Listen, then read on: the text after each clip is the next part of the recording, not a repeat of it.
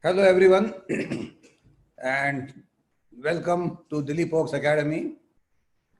We have started organizing webinars since last month and this is our third undergraduate webinar, and fortunately we got very good response. So for those who do not know me, I am Dilip Oak, the founder of Dilip Oak's Academy, which is one of the oldest and premier institute for higher education in America. We have sent more than 30,000 students to American universities for higher education. And since 2018, we have also started sending students for undergrad education, that is bachelor's education. And let me wish you happy Dasra, Dasracha Hardik Shubhecha. And I wish that next year will be a COVID-free year because everybody is worried whether COVID is going to affect world economy. You are more interested in whether it will affect American economy, jobs in America, universities in America. So you should not be worried. I know your apprehensions are, but I'm sure they will find some vaccine and this corona will come under control in next few months. And America will become normal again. Universities will start functioning as they were functioning a year back. So don't worry, you can apply for fall 21 if you are in 12th standard or fall 22 if you are in 11th standard. And by the time you complete your graduation in 25 and 26, economy again will be robust and job opportunities will be plenty. So don't worry, technical jobs are always available in America. So today I have invited a special guest from the US, and we will mainly discuss about bachelor's education in America and how to choose the right subject for bachelor's. So to give you a better idea about all this, we have with us our guest speaker for today, Maithili Khandekar, who completed her bachelor's in the USA from University of Arizona, and now she is pursuing her MD, that is medicine, at College of Medicine, University of Arizona. A very bright and intelligent student. She's my granddaughter, incidentally, my niece's daughter. And so she knows a lot about American system because she's born and brought up in America. And she has better idea about how to select subjects, which subjects to select, how this whole undergraduate education is organized in America. So without further delay, I invite Maithili to take over from here. And remember one thing, after the webinar, there will also be a question and answer session where you can get your doubts clarified. You can raise your hands, then we'll unmute you and you can ask the question. Incidentally, Maithili speaks Marathi very well, but she said, I may not be able to answer questions in Marathi, but you can ask questions to her in Marathi language and she will answer those questions in English. So Maithili, thank you very much for coming, and I'll hand over mic to you. Go ahead now. Thank you for that introduction. Hi everyone, good morning. It's very nice to meet you all, and I hope you're all having a great start to the morning. Like Oak sir introduced me, my name is Maithili. I am currently a first-year medical student here at the University of Arizona College of Medicine, and I recently completed my undergraduate bachelor's in May from the University of Arizona Honors College, where I did a Bachelor of Science in Health Science, studying with a major in physiology and a double minor in business administration and molecular and cellular biology. So I'm just here to talk to you guys a little bit about how you can select a major in college and how flexible the system is really. So if you have any questions, feel free to ask them at the end and I will be more than happy to answer as best as I can. So I'll just go ahead and get started. So I'll start talking about how to start selecting a major.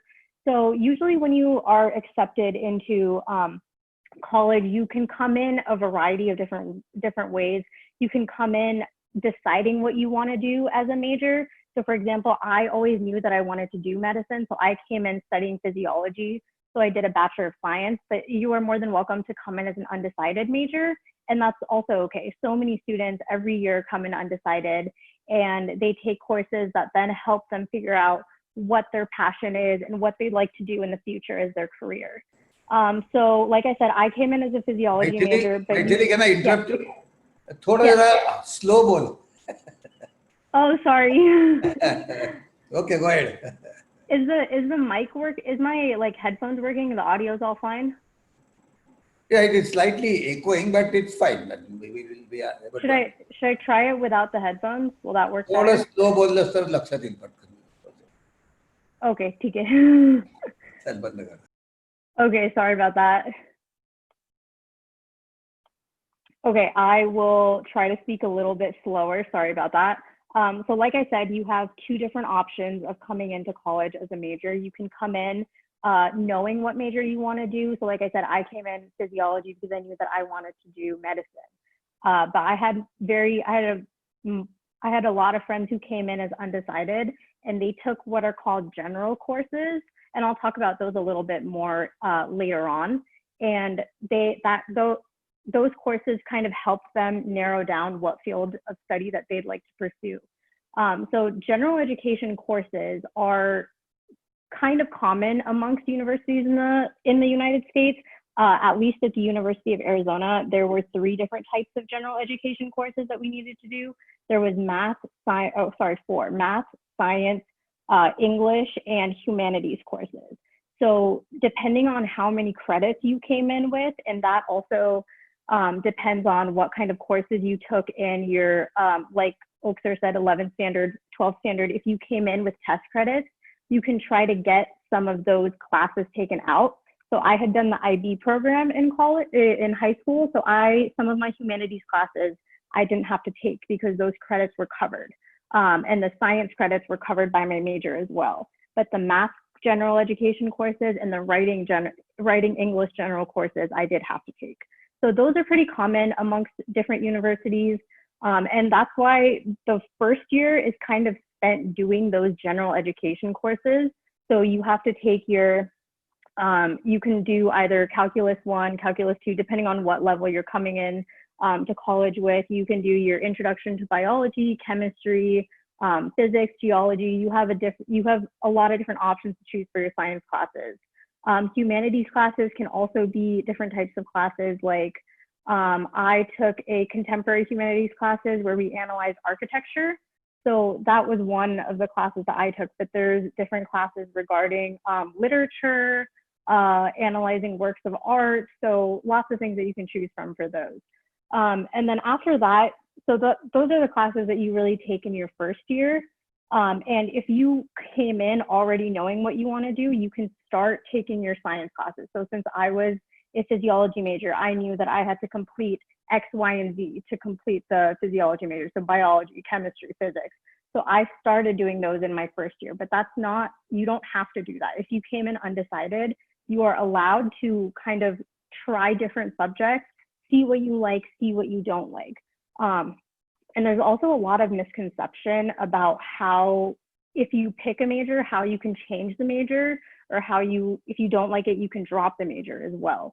So for example, one of my friends was also a physiology major. She thought she wanted to do medicine. After taking a few of the science classes, she realized that medicine was not what she wanted to do. So she just went to her advisor.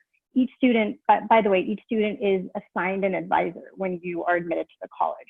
So this can be based on your last name. They can separate it like A through G, and then for so on and so on. Or you can do like honors college might have a specific advisor. Each college does that differently. So depending on what college you go to, I would check with the policy. But you will get a specific advisor, and you can always go to them and tell them that, hey, you know what, I don't really like this major that I'm doing. I don't see myself pursuing this field of study. And they'll ask you a couple questions like, what is it that you didn't like about the major? And they'll work with you to try to find a different field of study that fits. So like I said, she came in physiology because she wanted to do medicine, and then realized that she was more into journalism, and she wanted to write for newspapers instead. So she just went into advisor. She quickly dropped the physiology major and then added journalism as a major, and it was fine. She didn't have to retake any classes or anything like that. She was slightly behind in her path. Like there's a 4-year course that you have to follow. She was slightly behind in that, but the advisors will work with you to catch you up on that. So you have a lot of different options to kind of explore different fields of study and decide where you want to do from that. And then kind of also speaking about majors, if there's a specific major that you are kind of slightly interested in, but you're not sure that this is the major that you want to pursue, there's also something called a minor. So a minor is maybe half the classes that you would have to take for the major. And those are just kind of a way to get you introduced to the topic. So like I said, one of my minors was business administration. I'm not pursuing an MBA degree or anything like that, but I was really interested in the field of business. So I decided to take a few business classes just as a way to supplement my own knowledge about the field, whether or not I want to pursue it in the future. But my main focus was on the science classes because I wanted to do medical school. So like I said, there's all sorts of ways that you can work on that and you'll talk to your advisor to figure out the plan that best works for you. So yeah, that's a little bit about the undecided route. A lot of people go that route. There's no correct way to do college. I know in India, there are some systems where you have to pick a certain field of study right out of 11th standard or 12th standard, and then you kind of follow that pathway all the way to the end. There's not really a system like that here, unless you're trying to do an accelerated program, but most people just do the traditional 4-year route, which is what I did. So you can always come in not knowing what you want to do, explore some different options, and then be able to kind of pick and choose what you'd like to do. So that's a little bit about the majors. I can talk a little bit about the extracurriculars now. So I know a lot of people have questions about internships and what else can you do on an undergraduate campus? And the answer to that is there's a lot that you can do on an undergraduate campus. Obviously, it depends on what campus you go to. If you go to a smaller school, the opportunities will be slightly different than if you go to a larger school, and there's benefits to both. So depending on your personal preference, that can be something that you work out with yourself. But a lot of people like to talk about internships and jobs. Those are available as early as you really want to get involved in them. So I got an internship second semester of my first year. So the first year of college, I spent the first couple months just kind of getting used to the transition. You know, I was moving away from home, learning how to be independent, and that is difficult. You don't need to start immediately jumping into jobs and internships. I would recommend that you take at least a little bit just to understand the area around you, like understand how to adapt to college. So that's definitely something that I would recommend. So I started getting involved in internships and clubs my second semester of the first year. And there's different types of internships and jobs. There's unpaid internships and paid internships. I personally did an unpaid internship just because it fit with my schedule better. There's really no, like one looks better than the other. It just depends on what type of field that you want to go into. Again, I was pre-medicine, and a lot of the extracurriculars for pre-medicine were unfortunately unpaid, but the clinical experience that I gained was amazing, and I wouldn't trade it for anything. But yes, definitely there are opportunities to get involved in jobs and internships as early as you want. One thing that I would recommend is getting connected with your professors as well. When you come into college, whether you're taking just general education courses or you already know what field of study you want to do, your professors will be your biggest resource, your professor and your advisors. Go talk to them, go to their office hours, try to figure out what it is that they are researching, what you're interested in, and if your interests lie in the same area, they can be an amazing resource. One of my professors connected me to the internship that I had. So you never know who can help you get what position. So just definitely ask around, see what they're studying, what they're interested in, and if they aren't studying the same thing as you, chances are they'll more than likely know somebody who is. So your professors and advisors have a lot of knowledge about the school system, so definitely use them. One other thing that I'd like to talk about is on-campus jobs and internships. A lot of people think that jobs and internships only apply to outside of campus, but there's a lot of on-campus jobs as well. And those don't have to be related to your specific field of study. If many of you are thinking of pursuing a postgraduate field of study, so for example, I did medicine, so 4 years of undergraduate, 4 years of medicine, and then 3 to 7 years of residency, depending on what field of study I want to go into. But for medical school, I needed a lot of extracurriculars that made me well-rounded.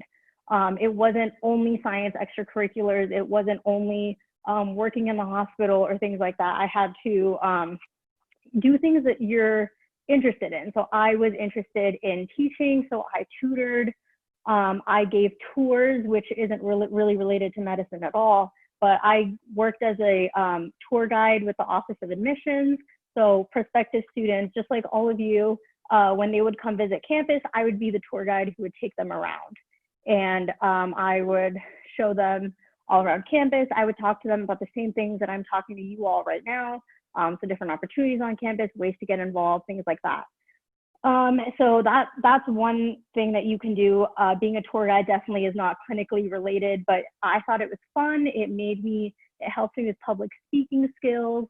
It taught me how to talk to larger groups of people. My confidence improved, things like that. So don't be afraid to pursue things that aren't necessarily in your intended field of study. Because if you are looking at postgraduate programs, or even if you're applying to jobs, straight up to jobs after college, they'll be asking you, like, what did you do in college that helped you gain the skills that you have now?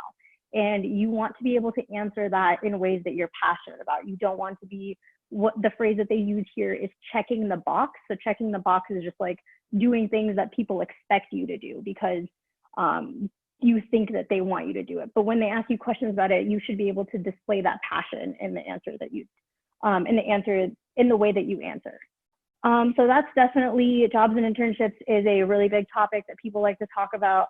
Another big one is culture, especially as international students. The culture will be very different from what schools in India might be used to. So definitely get involved in that.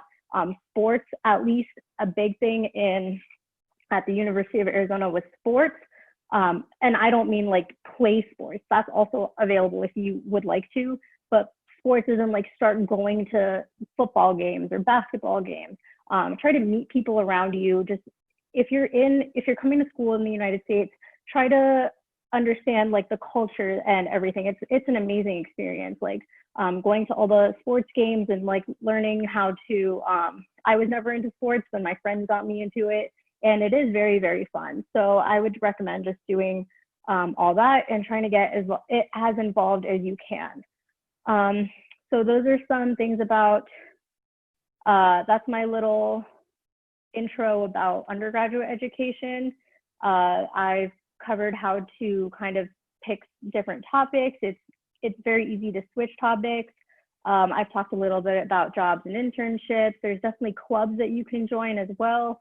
Lots of clubs. My school had so many clubs. They would do what's called a club fair, and like representatives from each club would hold booths, and they would hold out like little goodie bags of like souvenirs and things like that, and they'd tell you all what their club's about, and they let you go to some of the meetings, like the first or second meeting, to see if you like what the club is about.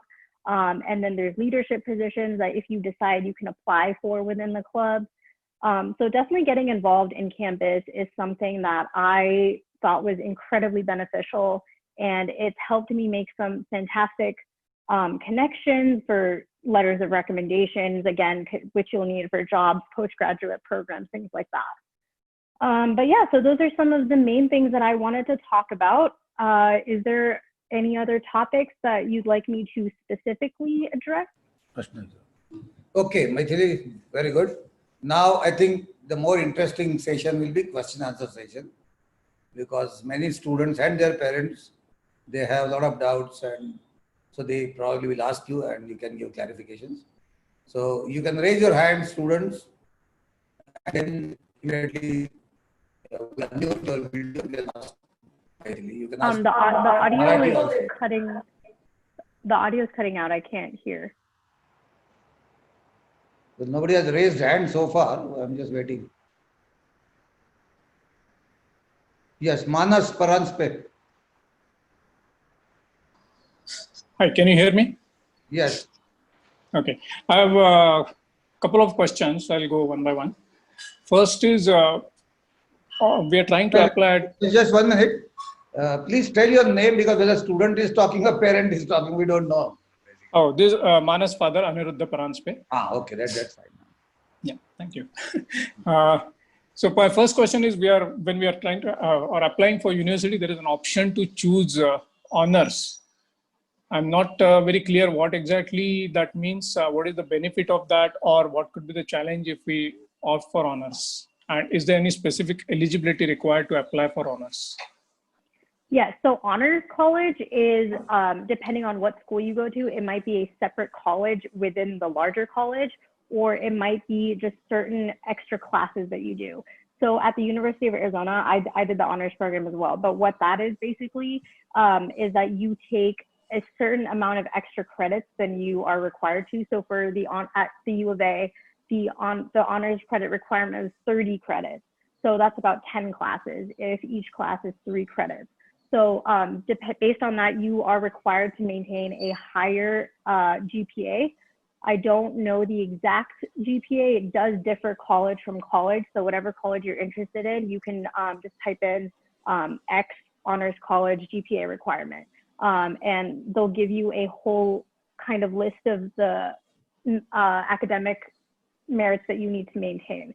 But basically what the honors college entails, at least at the U of A, is that we had smaller class sizes for the specifically honors classes. And then we also had what was called an honors contract. So if I took a regular class, I could speak to the professor and ask him or her about whether their class could be made into an honors class if I did an extra project. So for example, my introduction to psychology class, I did an honors contract with my professor to gain honors credit, where I wrote an extra paper about a topic that he wanted me to pick. So that was just the way that I did the honors college. But I definitely would recommend doing an honors college. It's a tighter knit community. You have, I think they have a lot of resources on how to connect you to jobs, internships. They have a lot of guest speaker lunches, things like that. And they really I think they're very focused on getting you to your next goal past college, whether that's job, postgraduate program, whatever you're interested in. Does that help a little bit? Yeah, it does. May I ask a follow-up question? Yeah, absolutely. Sure, thank you. So if I apply for honors and if I get enrolled into honors, then you're saying I have to maintain certain GPA, and if for whatever reason I fail to do that, they will move me into a standard course. Is that the right understanding?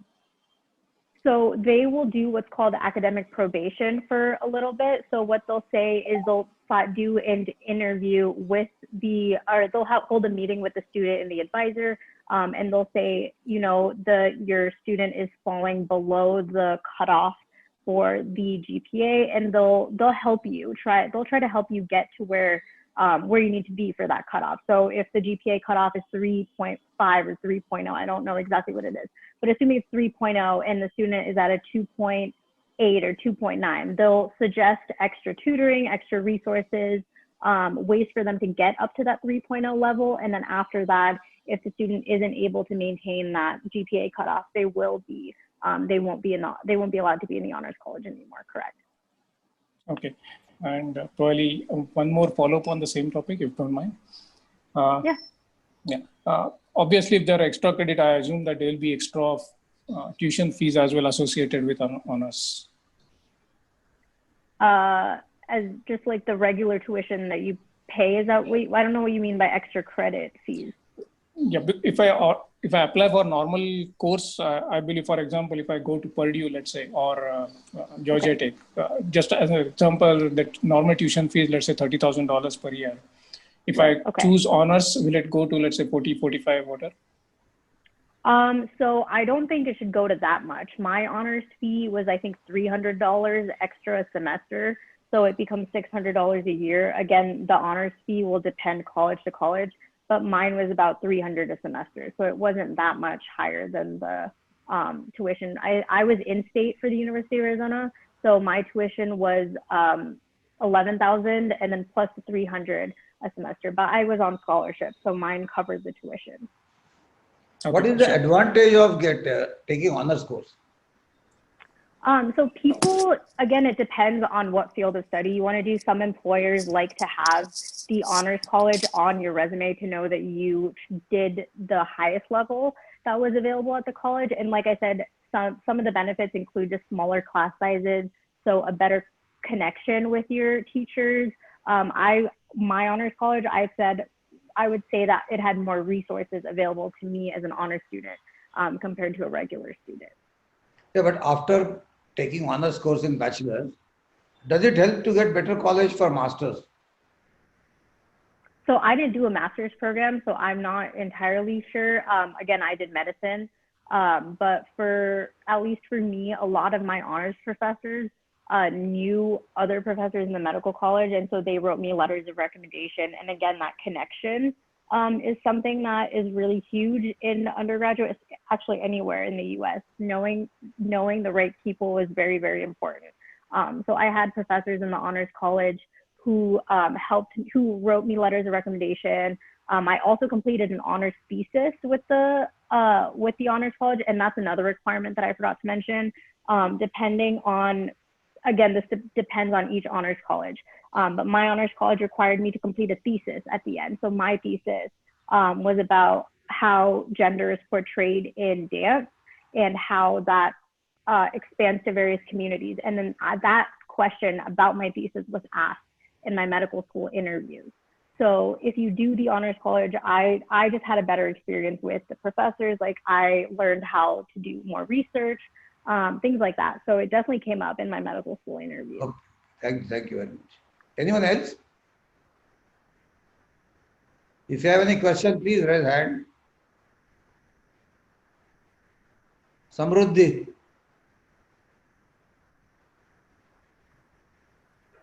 Hello, my name is Samruddhi Joshi and I'm applying for biotechnology. So while submitting the application, I came across the option that is direct matriculation program. Should I opt for it, or what should I exactly do to submit it? So I'm sorry, you said the direct matriculation program?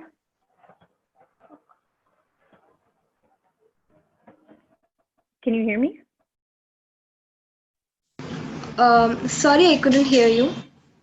No, I said, what did you say, the direct matriculation program? Am I audible? Yeah, I can hear you. Pardon me. Samruddhi, repeat the question. Oh, okay. So while submitting my application, I came across an option that is direct matriculation program. I actually don't know anything about it. So should I opt for it, or can you explain me what exactly is it? So a direct matriculation, so what you're talking about seems like a school-specific program. My school doesn't have a direct matriculation program. So depending on what school you're applying for, a direct matriculation program might mean that you are going straight from an undergraduate course to a graduate course without needing to take any without needing to take any tests or anything like that. I know some medical schools do a direct matriculation where you go straight from undergraduate to medical school without having to take the MCAT. But again, I don't know this specific program for the specific school. So I would advise you to research. I would just to research the program and look it up, because I'm not exactly sure what school this is or what program, because this seems like a school-specific program. Manas. Okay. Oh, sorry. Samruddhi, is it over? Yes, sir. Okay. Manas, runs pe. Can you hear me? Yes, go ahead. Yeah. You talked about changing the major. So let's say if I'm opting for major A, and after some period I realize that I'm not interested, I want to change to major B. Does it depend on probably number of seats available for major B, like in India? you can't really choose randomly unless the seats are available. You can't move into different stream. No, so that's what I meant by saying that the system is different in the U.S. than India. There's no such thing as seats. In American colleges, if you would like to do a major, you are allowed to switch into it. There are certain majors that you have to audition for from the beginning. So I know, for example, one of my friends was a dance major. She had to specifically audition to be that major, and she couldn't just decide to switch into it like second or third year. But most of the majors, you can just immediately switch into it if you decide that major A isn't working out for you and major B is what you'd like to do. So there's really no such thing as limited seats. Most of the majors are available to just go from A to B. There are a couple that are cohorts, which are a specific number of set of students that come in straight from the beginning. So those programs are separate, but for the majority of the majors, you can go from one to the other without any problem. And is there any time limit by when you can change the major? I mean, let's say first 6 months or first 3 months, something like that, or? Nope, there's no required time limit for when you can change your major. If you are following a 4-year course, usually by the end of second year, if you are still undecided, they will ask you to select a major. But if you want to change your major, let's say you're 1 month from graduating in your 4th year of your college, and you decide that you want to change your major, you absolutely can do that. You would have to stay more years, obviously, to finish that major, but there's no limit to when you can change it. They're not going to say at the end of the 4 years, you have to complete this. So. Okay, thank you. Agarwal. Miloni Agarwal. Hello, Miloni.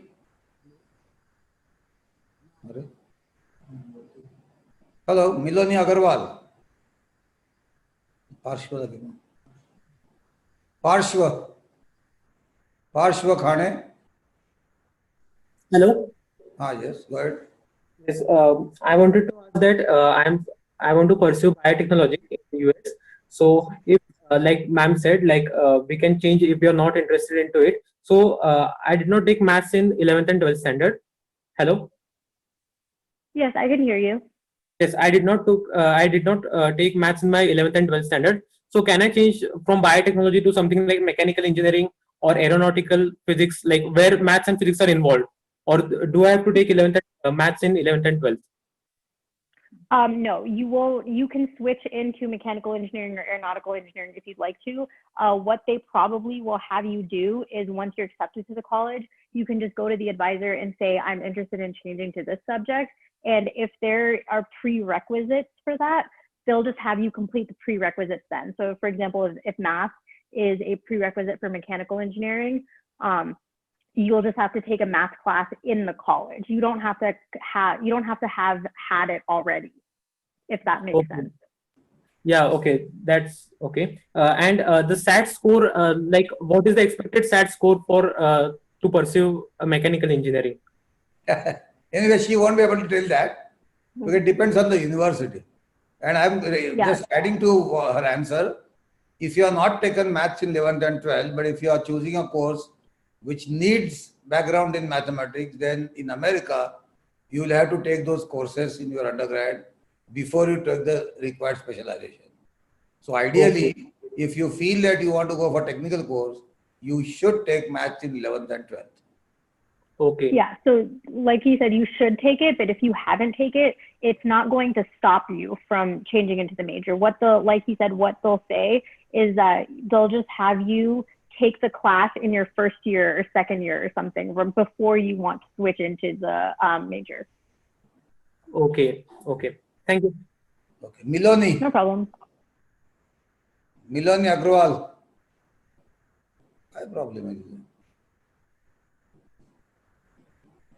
Hello. Hello. Am I audible now? Sorry. Yes, now where? Yeah, sorry, there was some connecting problem. I am father of Miloni Agrawal. Just wanted to know if we had to pursue this data science graduation from US. What will be the path? Also, please give me a very basic information, what exams has to be cleared and what will be the cost. Well, I think you will have to talk to our counselors in the office. She may not be able to give that answer. At the Okay. most, she can answer your question that whether there is a major in data science for undergraduation. Okay. Yeah, Maithili, go so they ahead. have a computer science major. I assume that's the same thing as data science. I'm not in that field. I'm not sure if they're the same thing. Slightly But super specialty kind of thing within IT, slightly, okay. data science and machine learning. These are something very niche which we would like to explore. Okay. Yeah, I haven't really explored that. I've really only done medicine. But I do know that they have computer science as a major, and I'm sure some schools have data science majors as well. The exact scores that you need, I'm not exactly sure about that. And the entrance clearing exams, I know that you have to take like an SAT or an ACT to get into the university. I would assume that computer science would just have to take the GRE, as an entrance exam for postgraduate or jobs.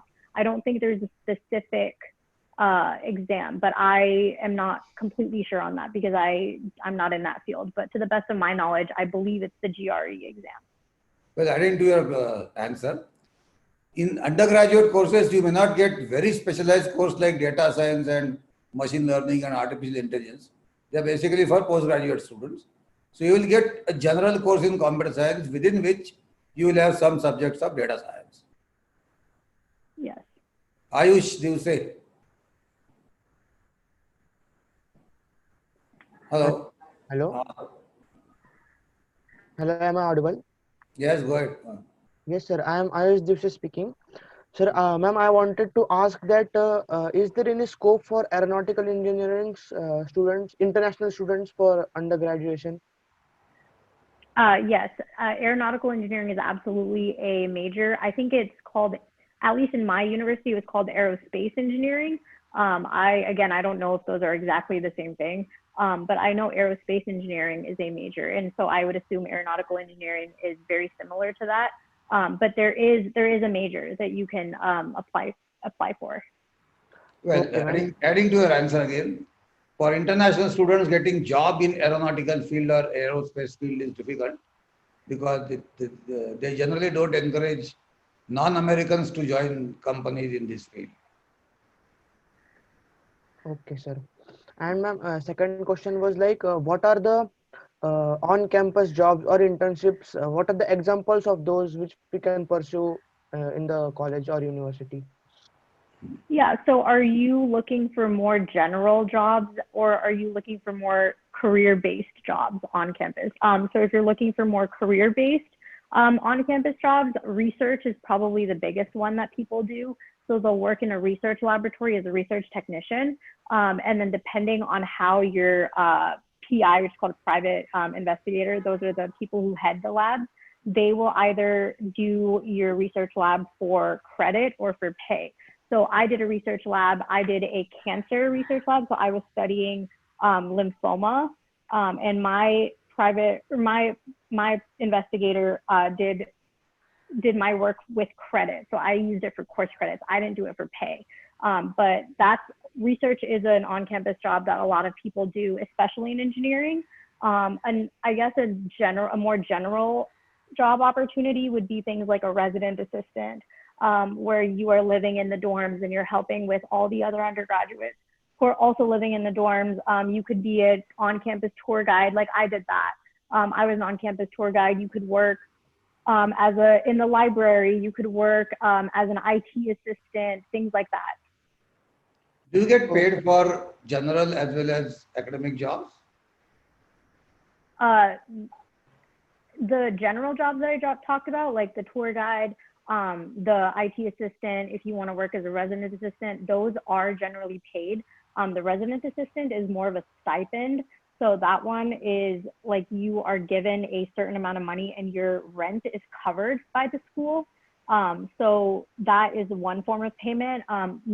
I did it for credit. I did research for credit, but you can do research for pay as well. So there's multiple options.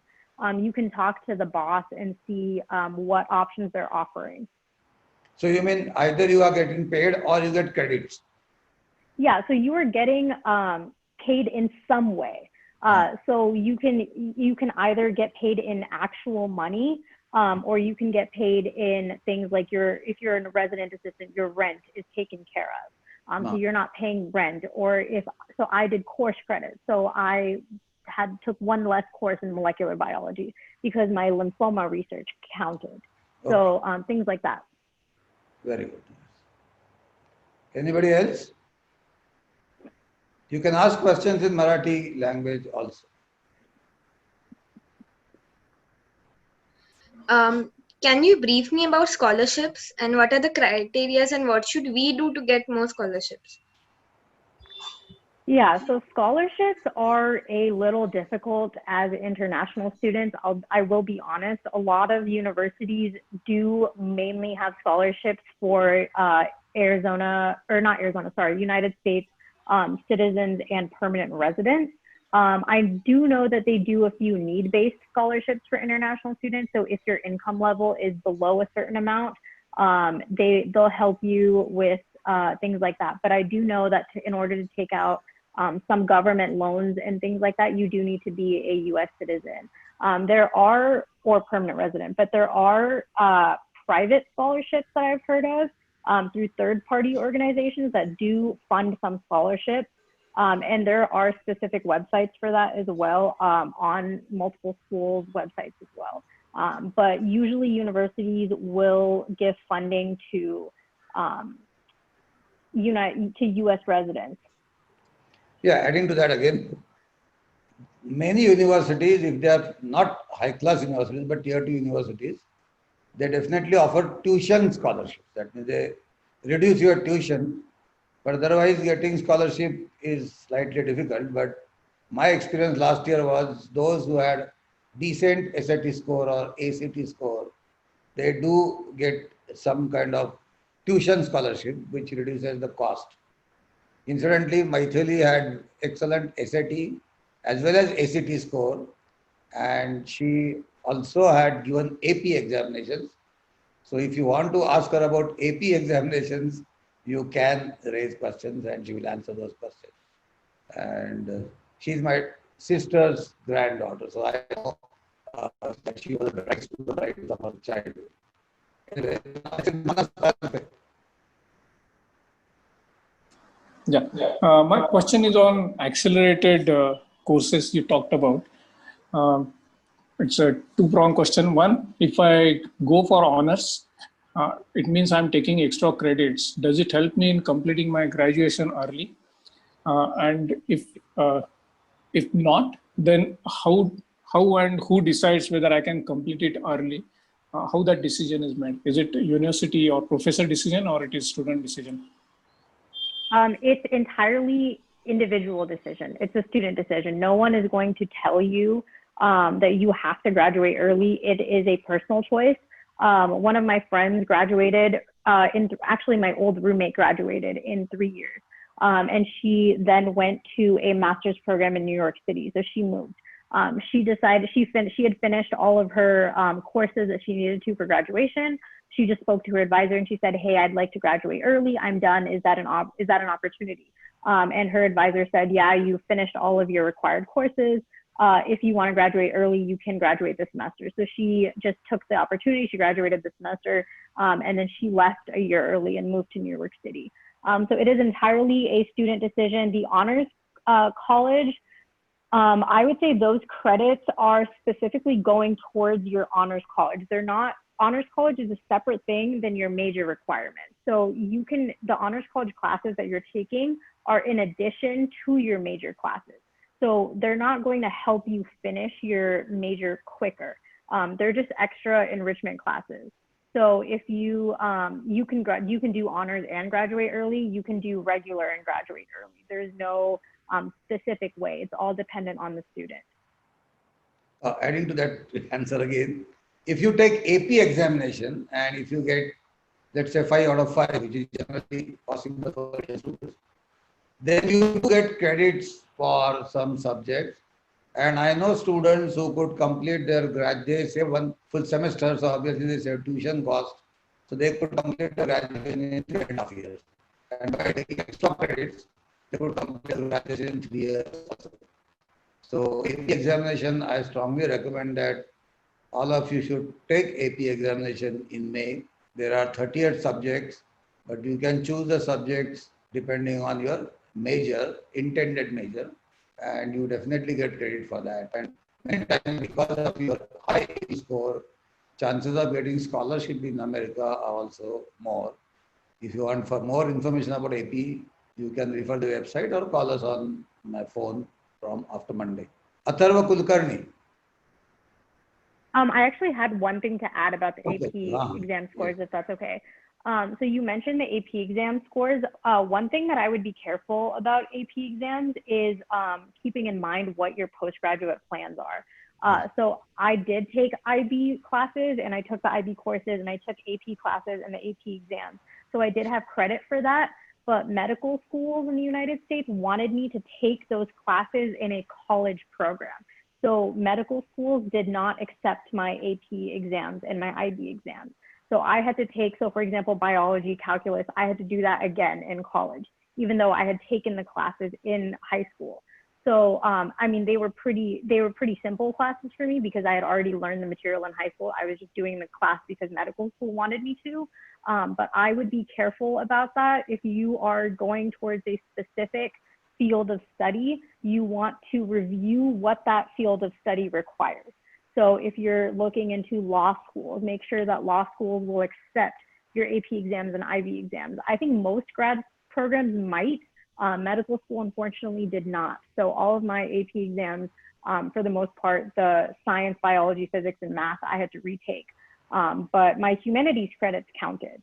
So just a word of caution about the AP and IB exams, make sure that those will actually count towards your postgraduate. They'll always count towards your undergraduate, but they might not count towards your master's or your medical degree or your law degree, whatever it is that you want to pursue. Yeah, mainly it is good for technical courses. Yes. Atharva.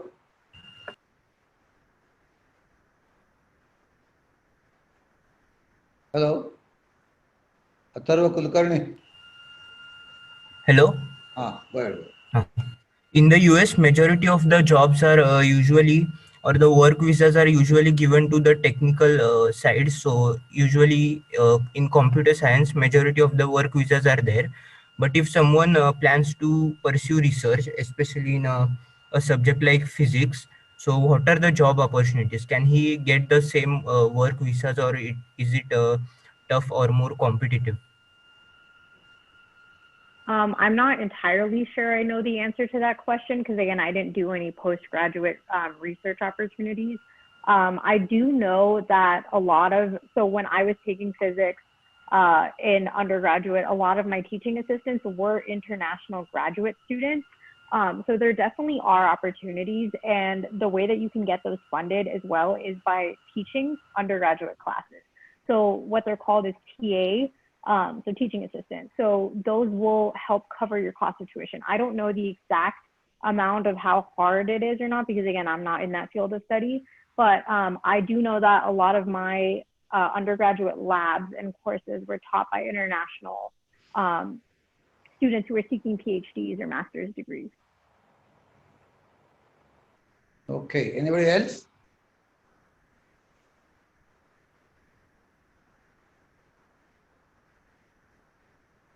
Atharva, you want to ask again?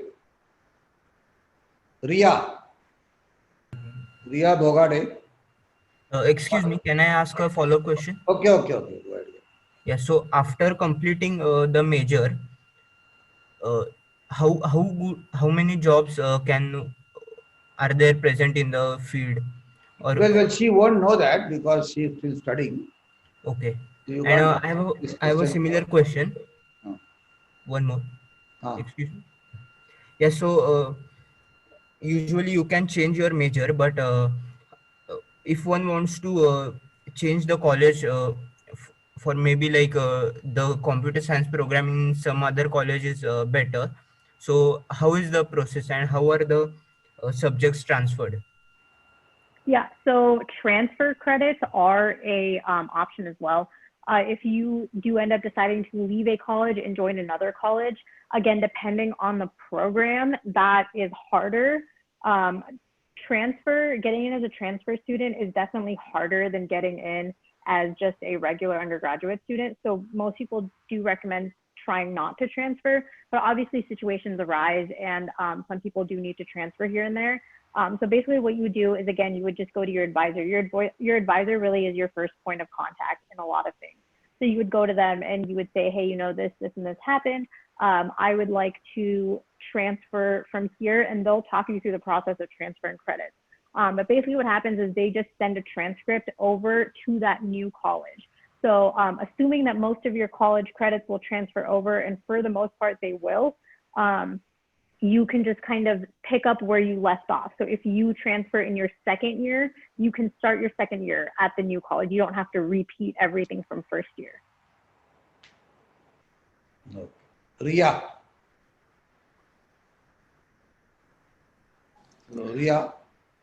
Yes. So about the AP courses, I took AP Calculus, AB, and Human Geography course last year.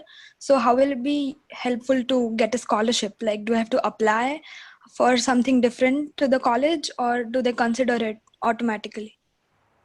So you should be submitting it with your application. The school will likely ask you to submit your AP scores. AP is also done through the College Board. So when you send your SAT score, you can send your AP scores with that, and then that's how the college will receive them.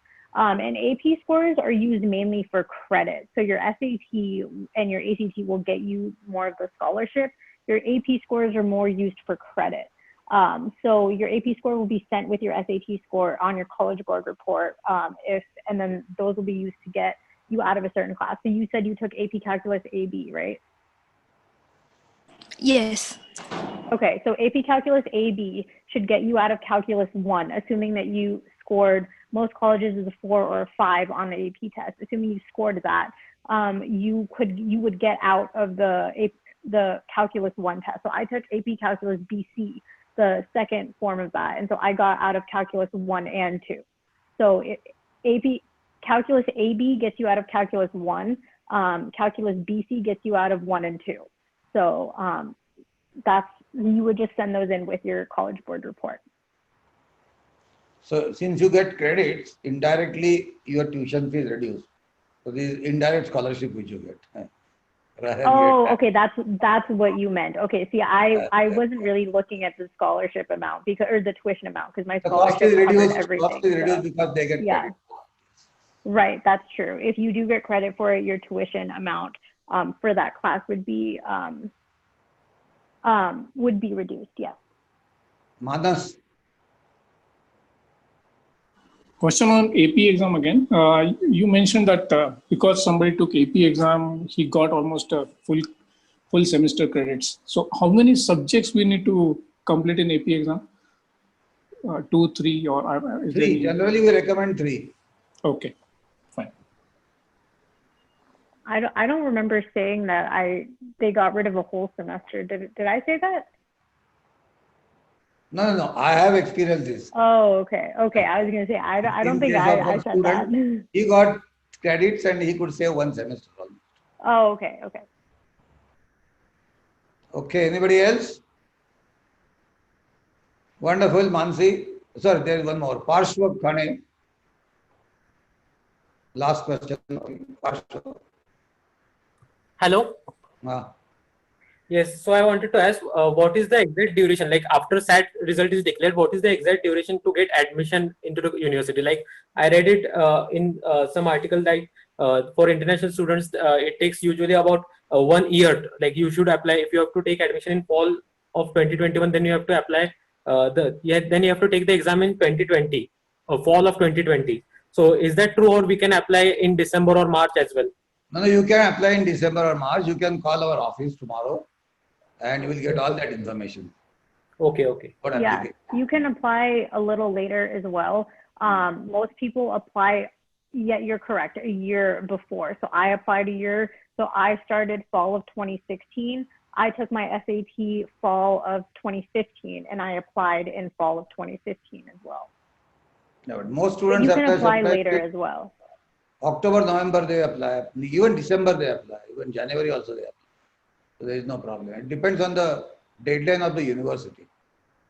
Yeah. There's also something called early decision or early admission. So those have a specific earlier deadline where you will find out that whether you got in or not earlier than the regular decision. So those decisions are usually October, and then the regular decision is usually January, February, something like that. Right. Ria.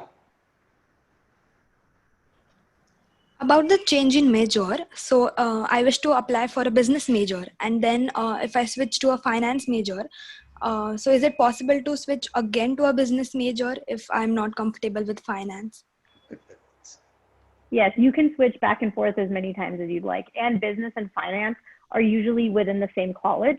So you really won't even have to take that many extra classes because most of your classes will overlap. So a lot of your business classes will count for your finance classes. So it's pretty easy to switch back and forth, especially within the same major or same college. Yeah, thank you. Ameya. Ameya Bhogade. Ameya Kamerkar, I'm sorry. Hello, am I audible? Yes, you are.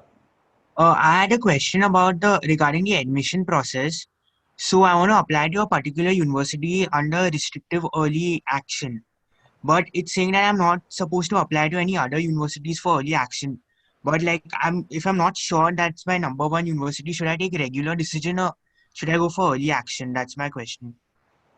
Yeah, so that is a very, very difficult question. And that is a question that I struggled with as well.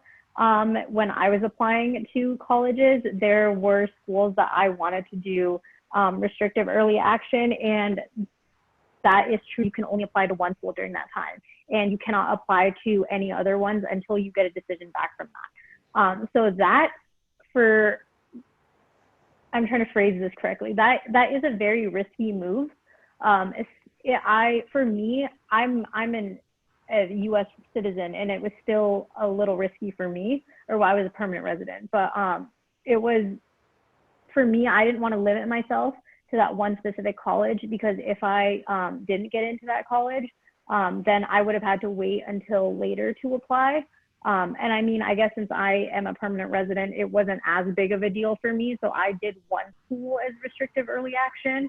And I did all the others regular once I heard back from that school. But that is a very difficult decision that you would have to make with talking to your counselor as well. You want to look at what schools you're applying to. You would want to look at the cutoffs for those schools, not the cutoffs, the average medians of people who have been accepted within that program. So there's a lot of factors that you have to take into consideration for that. But restrictive early action really is just a way to make sure that this is your top school. And there's a difference between restrictive early action and early decision. Early decision, you can apply until you hear back. Restrictive early action, I think, is you can apply regular decision to other schools. You don't have to wait to hear back, but I'm not sure if they've changed. So look over those rules one more time because I haven't looked at those in 5 years actually. So I don't know if they've, I don't remember the exact wording of them, but that is a very difficult choice. So my recommendation for that would honestly be talk to your counselor and talk to your family and see what schools you're applying to, the programs, the usual admitted means or medians for those programs, and then go from there. I had one more question.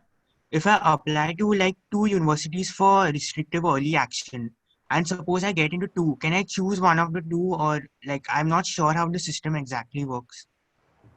So I don't actually think you're allowed to apply to 2 restrictive early actions. I think the point of restrictive early action is you have to pick one. I don't think you're allowed to apply to 2 of those. I think one of them is restrictive early action and the others have to be regular decision. That's what restricted means, right? They're restricting you to that one university. So yeah, I don't think you can do 2 restrictive early actions. You would have to do 1 and then wait for the others. But please correct me if I'm wrong, Oak sir. So. Bhushan Agalgatti.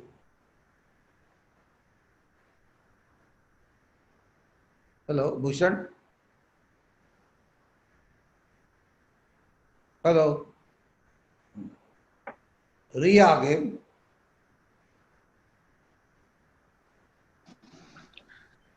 Hello.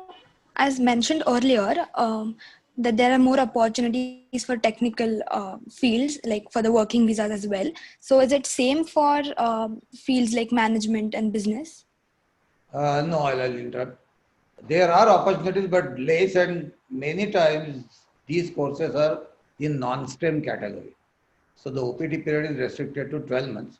Of course, there are many universities now who are offering business courses also under STEM, but then you'll have to call me separately and I'll answer that question. Yeah, sorry, I don't know anything about work visas. Yeah, because she is American citizen, so she doesn't know. Amaya Karmarkar again. Hello. Hello. Yeah, I had a doubt. I wanted to apply to a particular university, but my GP is a little bit below the expected GP. But if I write a really good essay and I have really high SAT scores and AP scores, should I still consider applying them? Or if my GP is below the expected GP, I shouldn't even consider it. That's my question. Yeah, so universities in the US are different in that they're holistic, which means that they look at all aspects of your application. I know I think in India, it's very dependent on your test scores and your grades, but here it's not like that. So if your GPA is a little bit below a university, I would say go ahead and apply anyway. They do look at your essay and they look at your extracurriculars, and they want to see who you are as a person. They want to know that you are more than just a test score. So GPA and test scores, while they are incredibly important, they are not the only factors to your application. So if you write a great essay and your extracurriculars are good, and you depict them well in your application, you absolutely have a chance of getting in. It's not based just on your GPA score. Okay. Good. I think all the questions are over. It's almost 45 minutes. So it's midnight at Arizona. So thank you, Maithili, for keeping you awake to talk to our students. And since you have completed your undergrad, I think you are the right person to answer the questions to our students. And in case if we need you again, I'm sure you will join us on one of the Sundays. By the way, on next Sunday, we are inviting officials of California State University, Chico, their provost, chancellor, the dean, and admissions in charge. All three will be present for the webinar. So all the students and parents who have attended this webinar also invited for the webinar on next Sunday at the same time. And they are the people who give admissions. So obviously, this webinar was from the student side. The next webinar will be from the university side. So you will have both aspects. And I'm sure Maithili has given you very clear idea of undergrad education, selecting the subjects.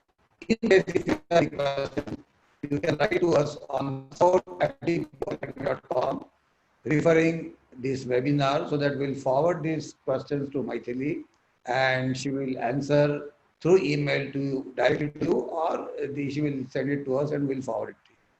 Thank you once again, Maithili, for attending and for giving a very nice talk to us. And thank you all the students that attended in spite of the you could attend in such a large. And once again, I wish you happy Dasara and I wish you a COVID-free year so that you will have tension-free education in India and America. Thank you. Bye-bye. And have a nice day. Bye. Thank you. Best of luck to all of you.